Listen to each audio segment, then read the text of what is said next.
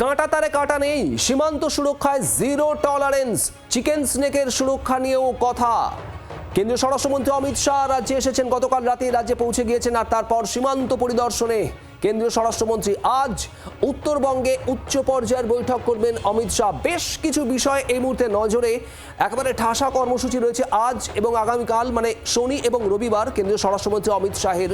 আর তার মধ্যে রাজ্যের আইন শৃঙ্খলার ইস্যু, গুন্ডা দমন আইন রাজ্যে একেবারে সম্প্রতি কার্যকর হয়েছে, তার সেই বিষয়টিকে মাথায় রেখেই পুলিশ কর্তাদের সঙ্গে বৈঠক রয়েছে। সীমান্ত সুরক্ষার বিষয়, সেগুলো নিয়ে বিএসএফ এর সঙ্গে বৈঠক রয়েছে।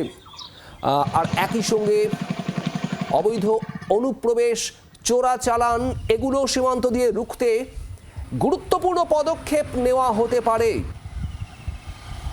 তাই আজ এবং আগামীকাল কেন্দ্রীয় স্বরাষ্ট্রমন্ত্রী অমিত শাহের বঙ্গ সফরের দিকেই নজর।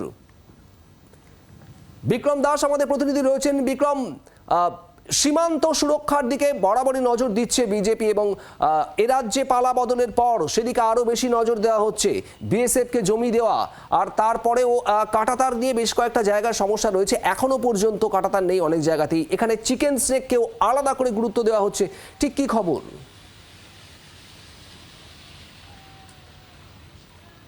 দেখো, নজরে সীমান্তের সুরক্ষা এবং তার সঙ্গে সঙ্গে বেআইনি অনুপ্রবেশ। তোমাকে জানিয়ে রাখবো, গতকালই দেশের স্বরাষ্ট্রমন্ত্রী অমিত শাহ তিনি উত্তরবঙ্গে এসে পৌঁছেছেন এবং তার দুদিনের সফর রয়েছে উত্তরবঙ্গে।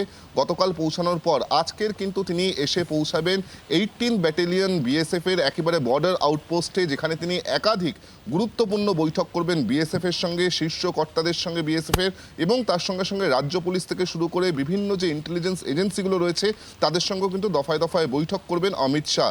এই মুহূর্তে আমি ঠিক যেখানে দাঁড়িয়ে রয়েছি তোমাকে দেখাবো একেবারে শিলিগুড়ির যে সীমান্তবর্তী এলাকা, যেটাকে বলা হয় জুম্মাগঞ্জ বর্ডার আউটপোস্ট বা ফুলবাড়ি, স্থানীয়দের কথায় ফুলবাড়ি বর্ডার আউটপোস্ট, সেখানে কিন্তু এই মুহূর্তে আমরা রয়েছি। তুমি দেখতেই পাচ্ছ যে ইতিমধ্যেই অমিত শাহ যে আসবেন তার জন্য কিন্তু আগেভাগে প্রস্তুতি নেওয়া হয়েছে, বিএসএফ এর তরফ থেকে চেকিং চলছে। একই সঙ্গে আমরা যেটা জানতে পাচ্ছি যে মূলত বাড়তি নজর, বাড়তি জোর দেওয়া হচ্ছে এই চিকেন স্নেকের ওপরে। কেন এই চিকেন স্নেকের উপরে বাড়তি জোর?